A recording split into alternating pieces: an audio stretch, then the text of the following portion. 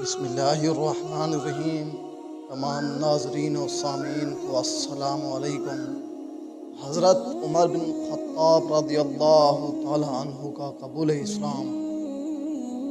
عمر بن خطاب جب فاروق بن کر آ گیا، محفل کفر و شرک پر ایک سناٹا چھا گیا۔ آ گیا ہوں خالق اکبر سے رشتہ جوڑ کر، مصطفیٰ کے حکم سے کفر و شرک چھوڑ کر۔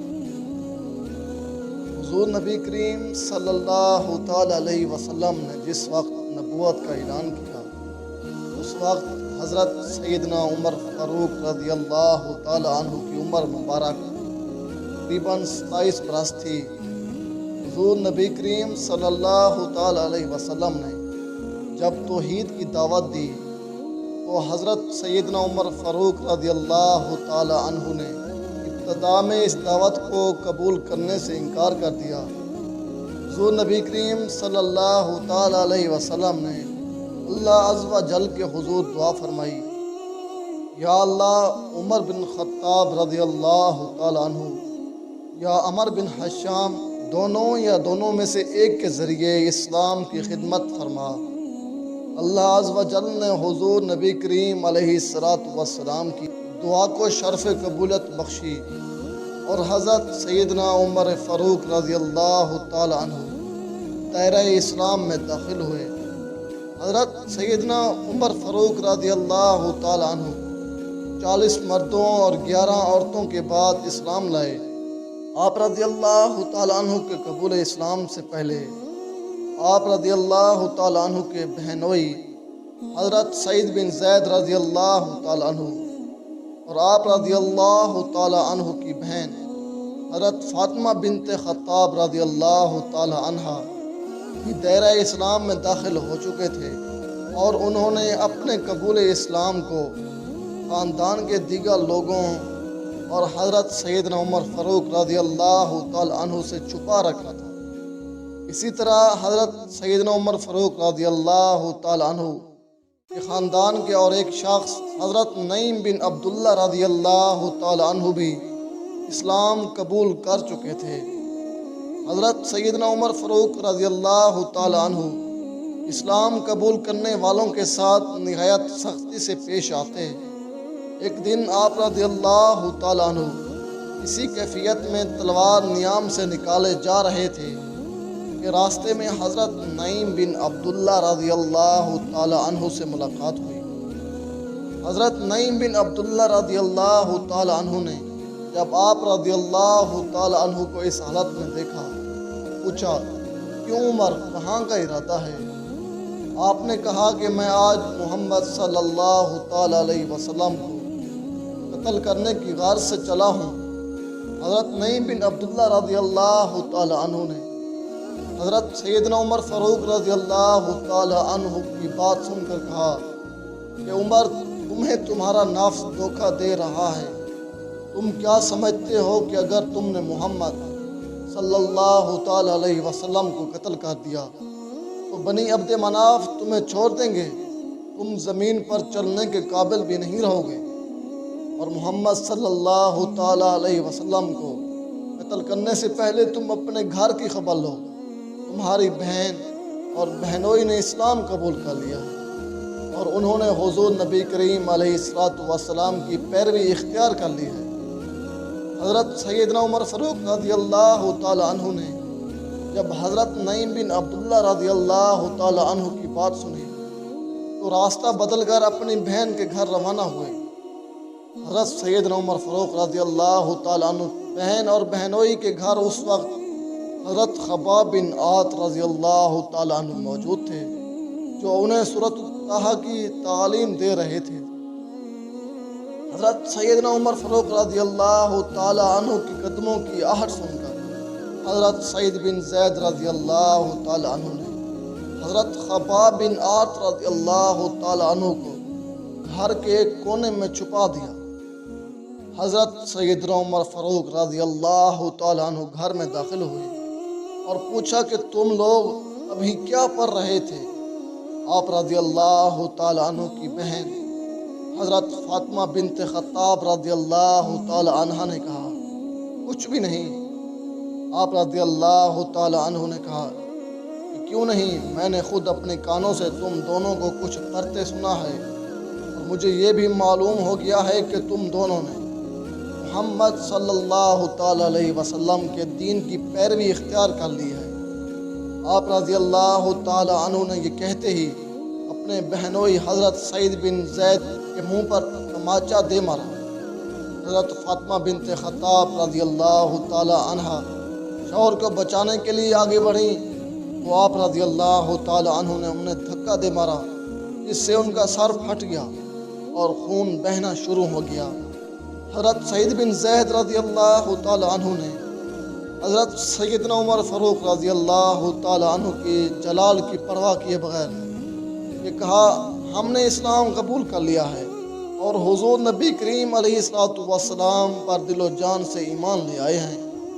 حضرت سیدنا عمر فاروق رضی اللہ تعالی عنہ نے بہنوئی حضرت سعید بن زید رضی اللہ تعالی عنہ کا سخت لہجہ اور بہن کا بہتا ہوا خون دیکھا تو قدرے شرمندہ ہو گئے اور کہنے لگے، اچھا مجھے بھی وہ صفات دکھاؤ جو تم پڑھ رہے تھے، میں تمہیں وہ پڑھ کر واپس کر دوں۔ حضرت فاطمہ بنت خطاب رضی اللہ تعالی عنہ نے کہا کہ ان صفات کو کوئی ناپاک شخص نہیں چھو سکتا، اس لیے پہلے تمہیں غسل کرنا ہوگا۔ حضرت سیدنا عمر فاروق رضی اللہ تعالی عنہ نے غسل کیا اور اپنی بہن اور بہنوئی سے ان اوراق مقدسہ کا مطالبہ کیا۔ حضرت فاطمہ بنت خطاب رضی اللہ تعالی عنہ نے خود الطحا کی تلاوت کی۔ جب وہ اس آیات پر پہنچی، بے شک میں ہی اللہ ہوں اور میرے سوا کوئی دوسرا معبود نہیں، اس لیے تم میری عبادت کرو اور میری ہی یاد میں نماز پڑھا کرو، تو سیدنا حضرت عمر فاروق رضی اللہ تعالی عنہ کی آنکھوں سے آنسو نکل گئے اور کہنے لگے، کس قدر اچھا اور عظمت والا کلام ہے۔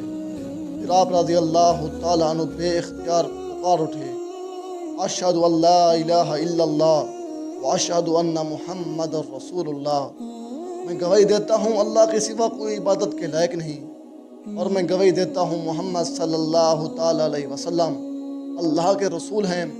حضرت خباب بن عارف رضی اللہ تعالی عنہ جو کہ گھر کے اندر چھپے ہوئے تھے، انہوں نے جب حضرت سیدنا عمر فاروق رضی اللہ تعالی عنہ کی زبان مبارک سے یہ کلمات سنے تو باہر نکل آئے اور کہنے لگے، اے عمر رضی اللہ تعالی عنہ، واللہ میں نے کل ہی حضور نبی کریم علیہ السلام کو دعا فرماتے سنا تھا کہ یا الہی، عمر بن خطاب یا عمر بن حشام دونوں میں سے ایک کے ذریعے اسلام کو تقویت پہنچا۔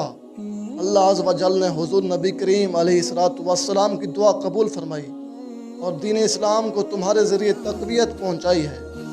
حضرت سیدنا عمر فاروق رضی اللہ تعالی عنہ کے قلب پر حکت طاری ہو گئی اور آپ رضی اللہ تعالی عنہ خباب بن عارف رضی اللہ تعالی عنہ سے کہنے لگے، مجھے اسی وقت حضور نبی کریم علیہ السلام کی خدمت میں لے جاؤ۔ حضور نبی کریم علیہ السلام اس وقت کوہ صفا کے نواح میں دارالارقم میں موجود تھے۔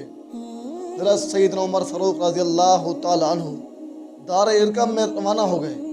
صحابہ کرام رضی اللہ تعالی عنہ نے جب حضرت سیدنا عمر فاروق رضی اللہ تعالی عنہ کو آتے ہوئے دیکھا تو حضور نبی کریم علیہ السلام کی اس بات کی اطلاع پہنچائی۔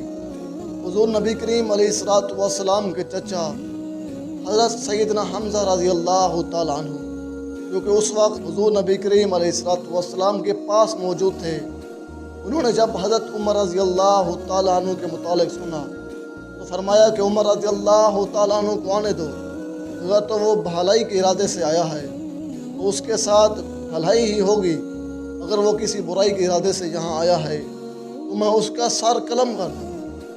حضرت سیدنا عمر فاروق رضی اللہ تعالی عنہ جس وقت دارالارقم میں داخل ہوئے، حضور نبی کریم علیہ السلام نے آپ رضی اللہ تعالی عنہ کا دامن پکڑ کر فرمایا، عمر رضی اللہ تعالی عنہ کیا ارادہ لے کر آئے ہو؟ حضرت سیدنا عمر فاروق رضی اللہ تعالی عنہ نے عرض کیا، یا رسول اللہ صلی اللہ تعالی علیہ وسلم، اسلام قبول کرنے کے لیے حاضر ہوا ہوں۔ حضور نبی کریم علیہ السلام نے حضرت سیدنا عمر فاروق رضی اللہ تعالی عنہ کی بات سن کر نعرہ تکبیر بلند کیا اور صحابہ کرام رضی اللہ تعالی عنہ نے جواب میں اللہ اکبر کا نعرہ بلند کیا۔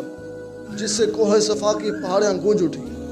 روایت میں موجود ہے کہ جس وقت سیدنا عمر فاروق رضی اللہ تعالی عنہ نے اسلام قبول کیا تو آپ رضی اللہ تعالی عنہ ابو جہل کے گھر تشریف لے گئے۔ ابو جہل نے آپ کو دیکھ کر کہا کہ اے بھانجے کیسا آنا ہوا؟ حضرت سیدنا عمر فاروق رضی اللہ تعالی عنہ نے فرمایا کہ میں تمہیں بتانے آیا ہوں کہ میں نے اسلام قبول کر لیا ہے، اور اگر اب تم نے حضور نبی کریم علیہ السلام کے بارے میں کچھ غلط کہا یا کیا تو مجھ سے کوئی برا نہیں ہوگا۔ ابو جہل نے حضرت سیدنا عمر فاروق رضی اللہ تعالی عنہ کی بات سن کر کہا اللہ تمہیں اور تمہاری اطلاع کو ذلیل کرے۔ حضرت سیدنا عمر فاروق رضی اللہ تعالی عنہ نے اسلام قبول کرنے کے بعد حضور نبی کریم علیہ السلام نے عرض کیا یا رسول اللہ صلی اللہ تعالی علیہ وسلم، جب ہمارا دین برحق ہے اور مشرک باطل ہیں پھر ہم اس دین کو پوشیدہ رکھ کر کیوں عبادت کرتے ہیں؟ آپ مجھے اجازت دیجیے، رب کعبہ کی قسم اس نے آپ کو دین حق کے ساتھ مبعوث فرمایا ہے۔ اسلام قبول کرنے سے پہلے میں کفریہ مجالس میں بھی اعلانیہ شرکت کرتا تھا، اب میں دین اسلام کی محفل کا بھی خوب چرچا کروں گا اور دیکھوں گا کس میں اتنی جرأت ہے کہ وہ آپ کے صحابہ کی طرف گندی نظروں سے دیکھ سکے۔ حضور نبی کریم علیہ السلام اجازت کے بعد حضرت سیدنا فاروق رضی اللہ تعالیٰ عنہ خانہ کعبہ میں تشریف لے گئے اور مشرکین مکہ کو مخاطب کرتے ہوئے فرمایا اے لوگوں، جو شخص مجھے جانتا ہے اسے خوب معلوم ہے اور جو مجھے نہیں جانتا اسے معلوم ہونا چاہیے۔ عمر بن خطاب ہوں، اے مشرکین مکہ، میں نے اسلام قبول کر لیا ہے اور حضور نبی کریم علیہ السلام کی اطاعت اختیار کر لی ہے۔ میں تمہیں بھی حضور نبی کریم علیہ السلام کی اطاعت کی دعوت دیتا ہوں۔ اگر تم نے اس دعوت کو قبول کرنے میں سستی دکھائی تو عن قریب میری تلوار تمہارے گردنوں پر ہوگی۔ اسلام کے بعد حضرت سیدنا عمر فاروق رضی اللہ تعالیٰ عنہ نے بیت اللہ شریف کا طواف کیا اور بلند آواز سے کلمہ طیب کا ورد جاری رکھا۔ روایات میں موجود ہے کہ حضرت سیدنا عمر فاروق رضی اللہ تعالیٰ عنہ قبول اسلام کے بعد ایک روز حضور نبی کریم علیہ السلام ظہر کی نماز کی ادائیگی کے لیے بیت اللہ تشریف لے گئے۔ آپ رضی اللہ تعالیٰ عنہ کے دائیں جانب سیدنا ابوبکر صدیق، بائیں جانب سیدنا حمزہ، سامنے سیدنا علی رضی اللہ تعالیٰ عنہ اور سب سے آگے سیدنا عمر فاروق رضی اللہ تعالیٰ عنہ تھے۔ حضور نبی کریم علیہ السلام نے ان صحابہ کرام کے پہرے میں بیت اللہ شریف پہنچے اور نماز ادا فرمائی۔ سیدنا عمر فاروق رضی اللہ تعالیٰ عنہ کے قبول اسلام کے بعد اور حضور نبی کریم علیہ السلام کی بیت اللہ شریف کی نماز کی ادائیگی کو دیکھ کر کفار مکہ آگ بگولا ہوئے، مگر سیدنا حمزہ اور سیدنا عمر فاروق رضی اللہ تعالیٰ عنہ کے رعب دبدبہ کی وجہ سے وہ کچھ نہیں کر سکے۔ حضرت عبداللہ بن مسعود رضی اللہ تعالیٰ عنہ سے روایت ہے کہ جب سیدنا عمر فاروق رضی اللہ تعالیٰ عنہ نے اسلام قبول کیا اور اس کی اعلانیہ دعوت دی جانے لگی، ہم کعبہ اللہ کے گرد حلقہ بنا کر بیٹھنا شروع ہو گئے اور بیت اللہ شریف کا طواف کرنے لگے اور زیادتی کرنے والوں سے سختی سے پیش آنا شروع ہو گئے۔ ابن سعد کی روایت ہے کہ جب حضرت سیدنا عمر فاروق رضی اللہ تعالیٰ عنہ نے اسلام قبول کیا اس کے بعد اسلام کو کبھی زوال نہ آیا اور مسلمانوں کو کبھی رسوائی کا سامنا نہ کرنا پڑا۔ حضرت سہیب بن سنان رومی رضی اللہ تعالیٰ عنہ سے مروی ہے سیدنا عمر فاروق رضی اللہ تعالیٰ عنہ اسلام لائے، اس کے بعد اسلام پردے سے باہر آ گیا اور اعلانیہ دعوت اسلام دی جانے لگی۔ ابن عباس رضی اللہ تعالیٰ عنہ سے مروی ہے اس دن حضرت سیدنا عمر فاروق رضی اللہ تعالیٰ عنہ نے اسلام قبول کیا۔ اس روز جبریل امین علیہ السلام نے حضور نبی کریم علیہ السلام کی بارگاہ میں حضرت عرض کیا یا رسول اللہ، عمر کے قبول اسلام کی خوشی جتنی زمین والوں کو ہے اتنی ہی خوشی آسمان والوں کو بھی ہے۔ سیدنا عمر فاروق رضی اللہ تعالیٰ عنہ بعثت نبوی کے دوسرے برس ایمان لائے۔ آپ رضی اللہ تعالیٰ عنہ سے پہلے ایمان لانے والے مردوں کی تعداد 40 اور عورتوں کی تعداد 11 تھی۔ آپ کے قبول اسلام کے بعد دین اسلام دن رات ترقی کی منازل طے کرتا اور لوگ جوگ در جوگ حلقہ بگوش اسلام ہوتے رہے۔